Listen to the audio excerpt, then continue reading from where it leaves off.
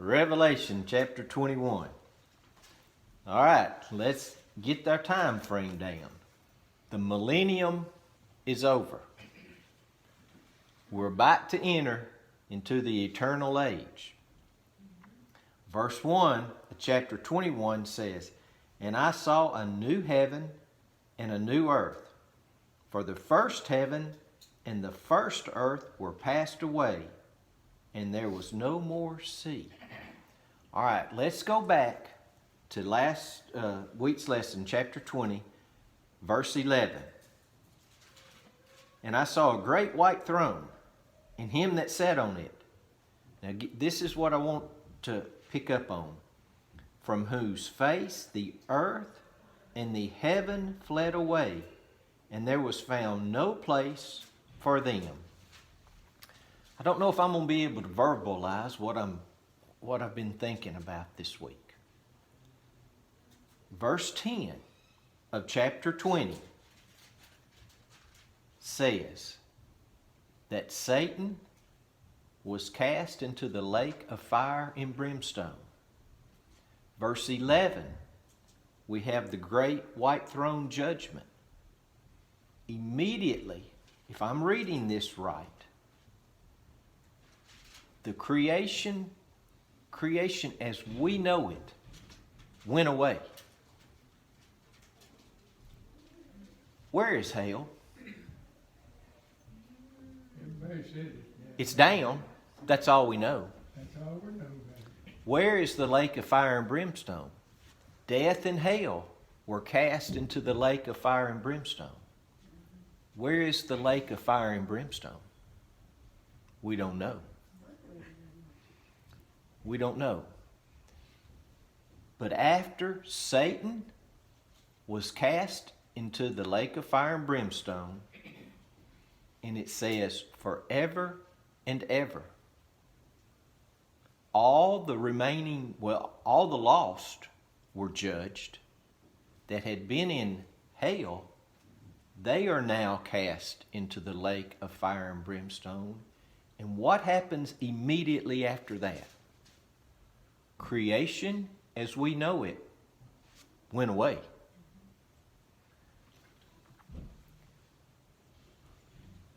Hell is horrible.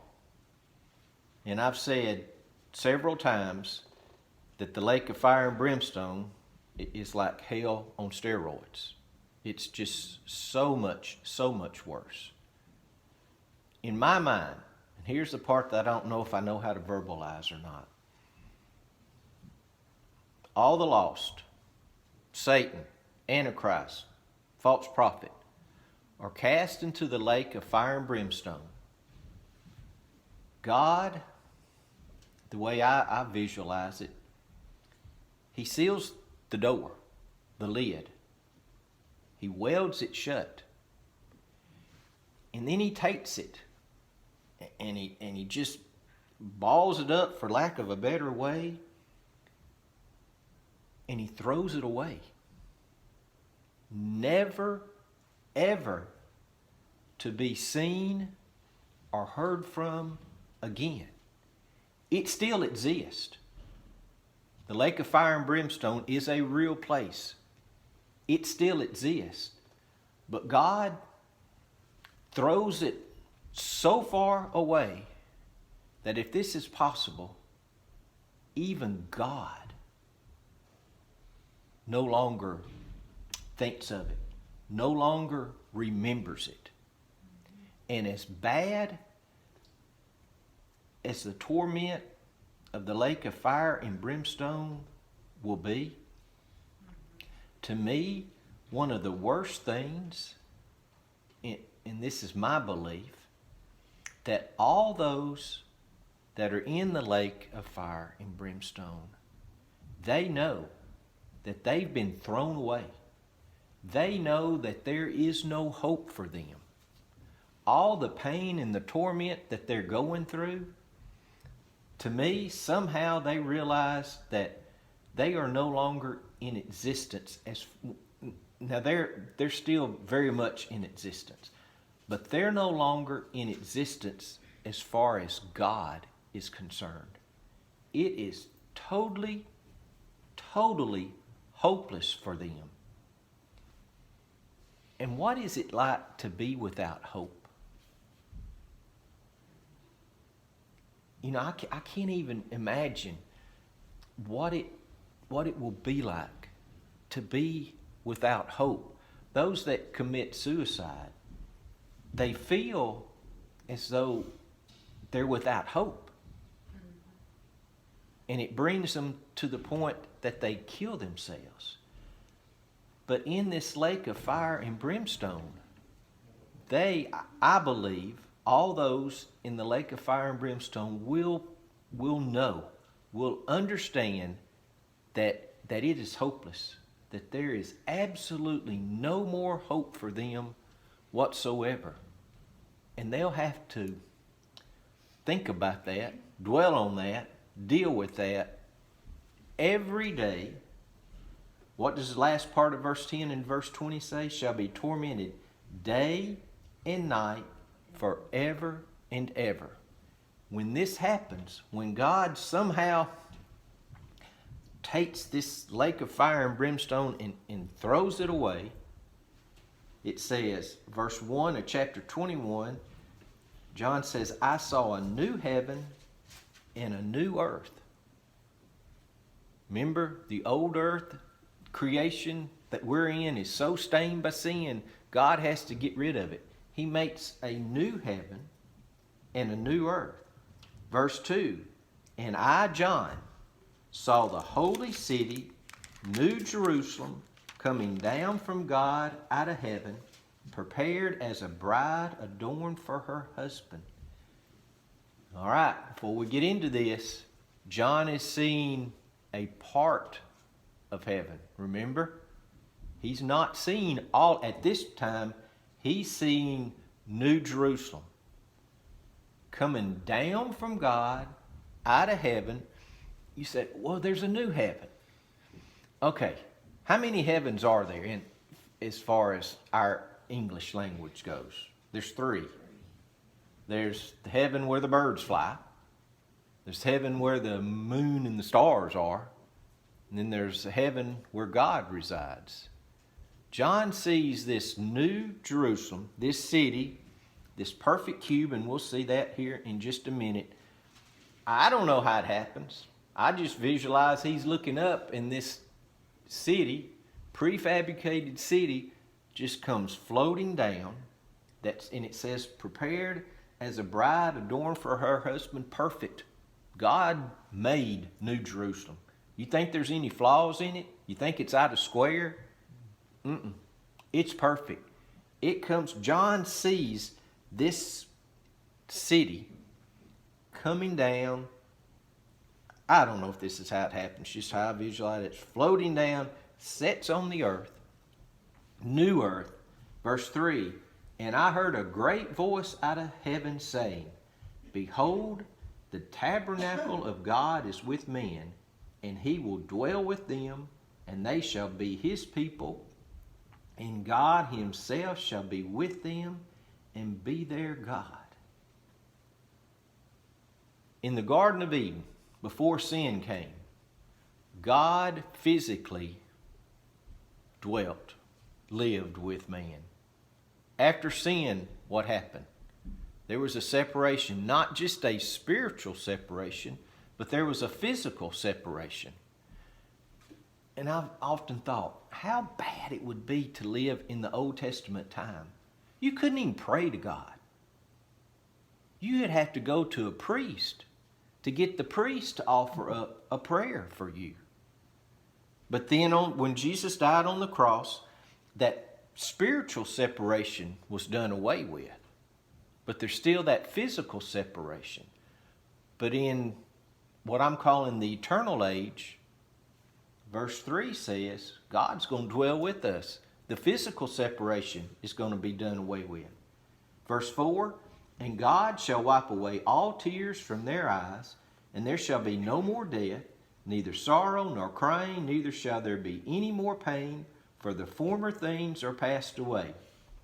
I'm going to say this again. Y'all don't have to believe me. I know some of you don't.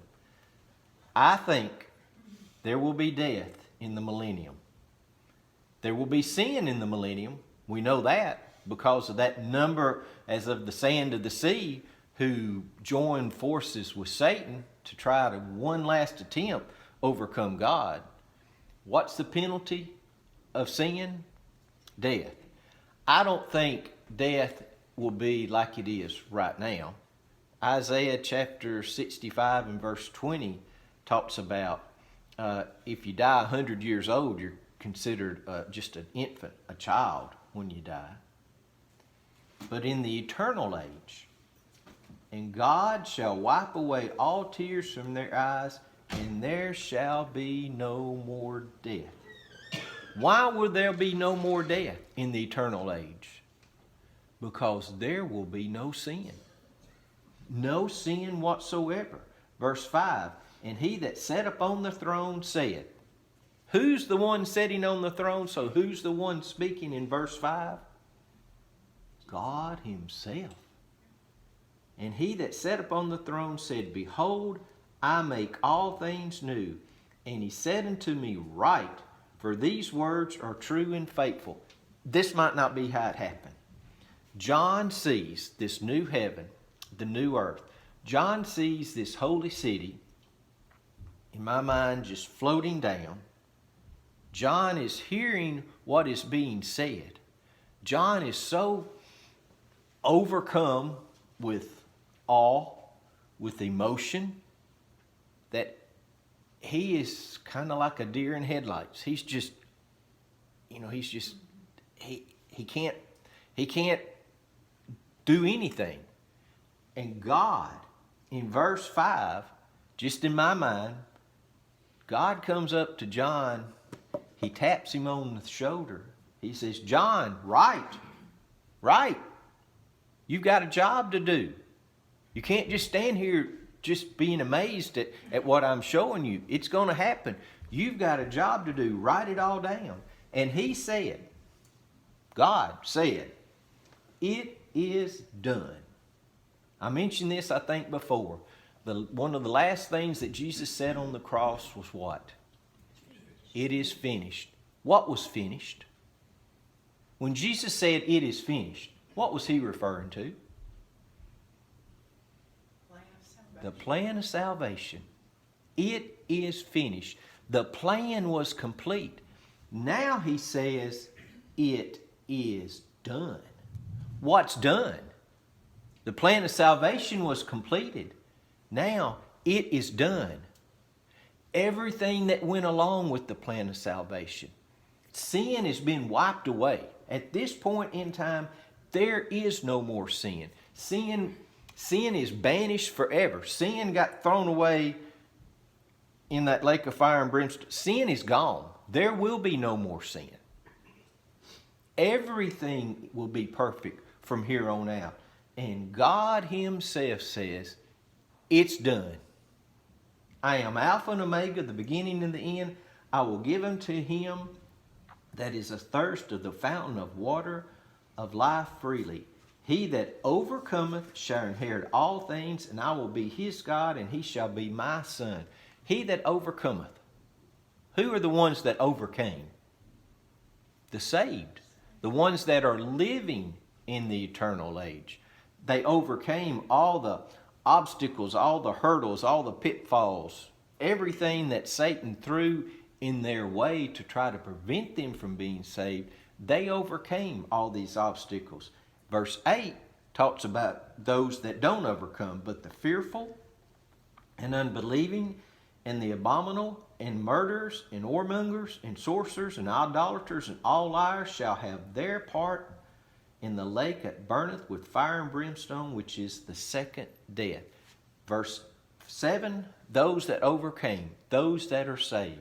Verse 8, those that didn't overcome, those that let Satan deceive them, that let Satan lie to them, those that willingly, and I say that, willingly believe the lies that Satan put forth, those that are not saved.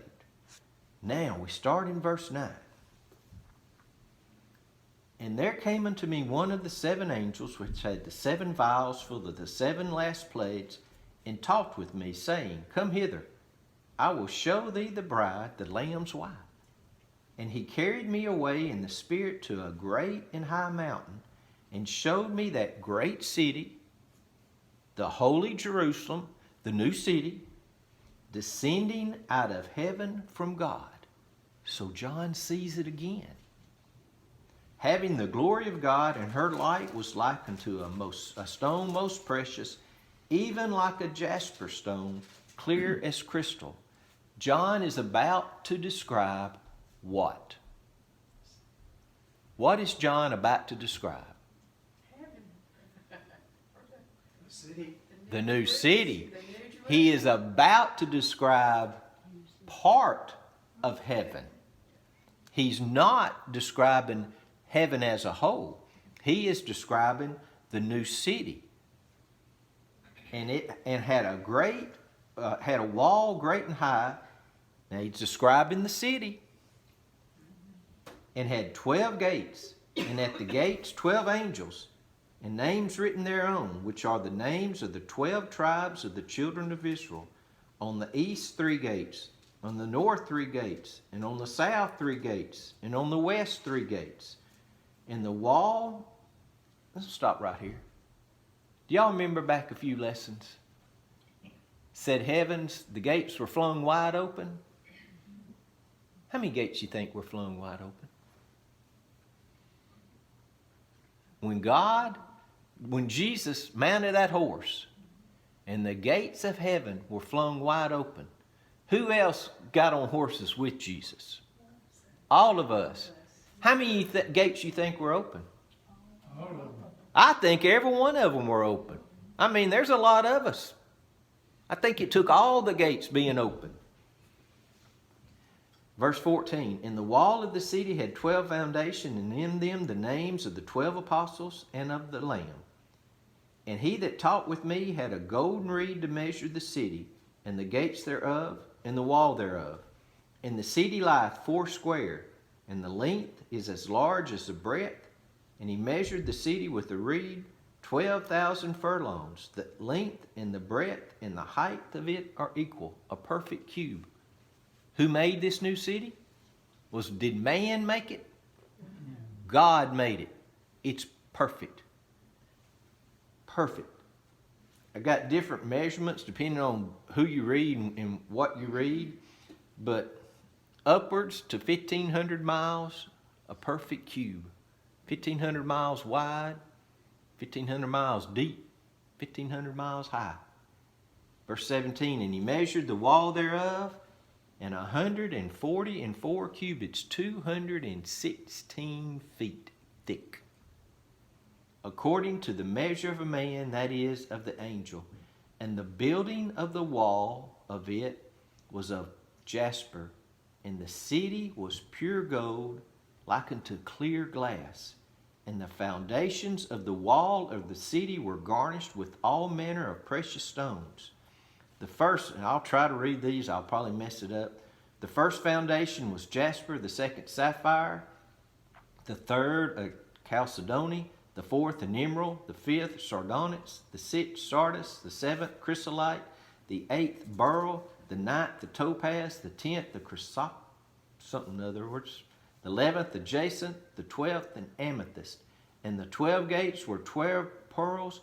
Every gate was of 1 pearl, and the street of the city was pure gold, as it were transparent glass. We talked about jokingly this before. It was a big oyster that made 1 gate. How big was the gate? I don't know. If the wall is 216 feet thick, and if the wall was upwards 1,500 miles high, That's a big gate. it's a big gate. It's a big gate. And I saw no temple therein. Why did he not see a temple? Why did he not see a church building?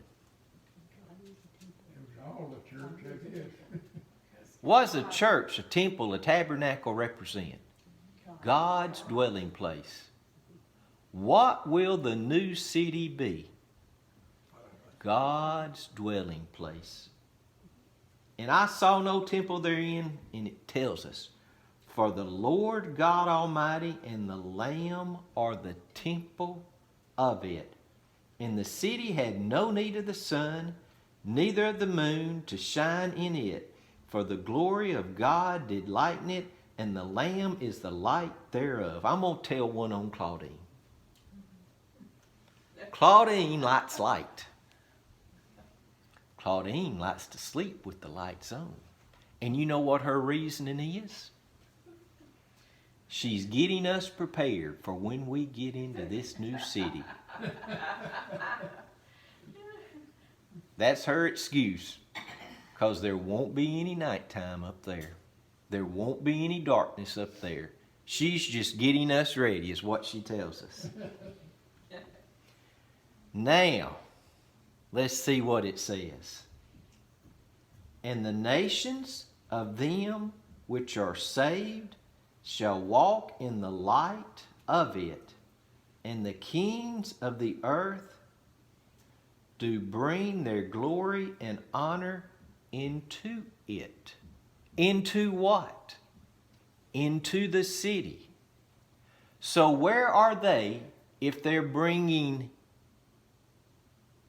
entering into the city?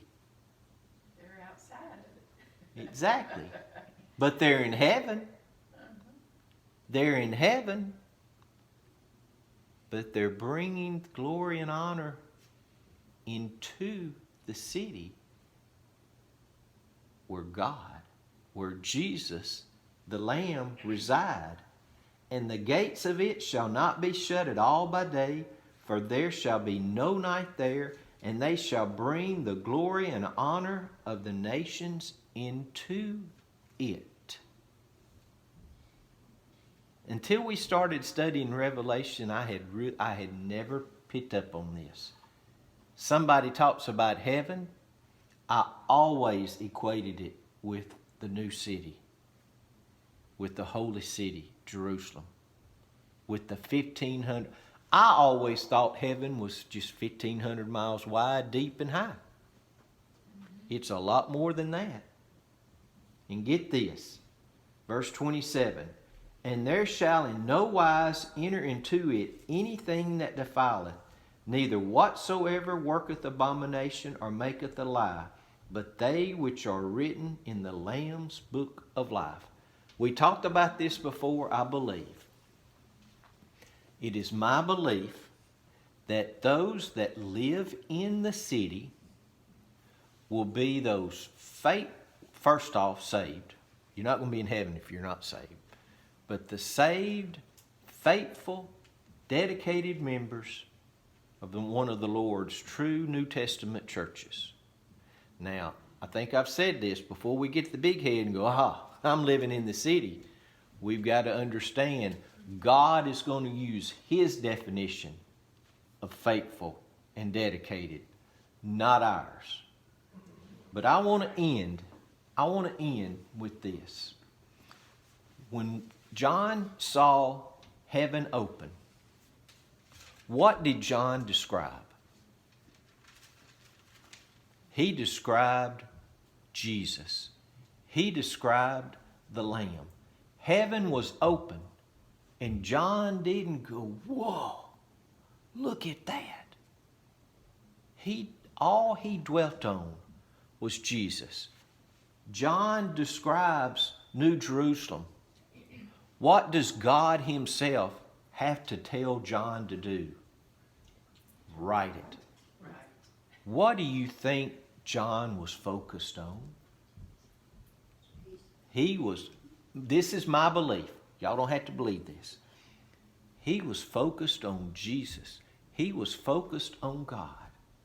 And I think when we get to heaven, my personal belief is we're not going to be walking up and down going, whoa, wow, this is amazing. That's not my belief. My belief is that I'm going to be so focused on Jesus, on the Lamb. And I might go, wow, this is pretty. But that's not going to be my focus. My focus And I think all of our focuses, if that's a word, will be on Jesus. We're going to be in the most beautiful place that's ever existed. But I think our focus is going to be on Jesus Christ himself. That's all the lesson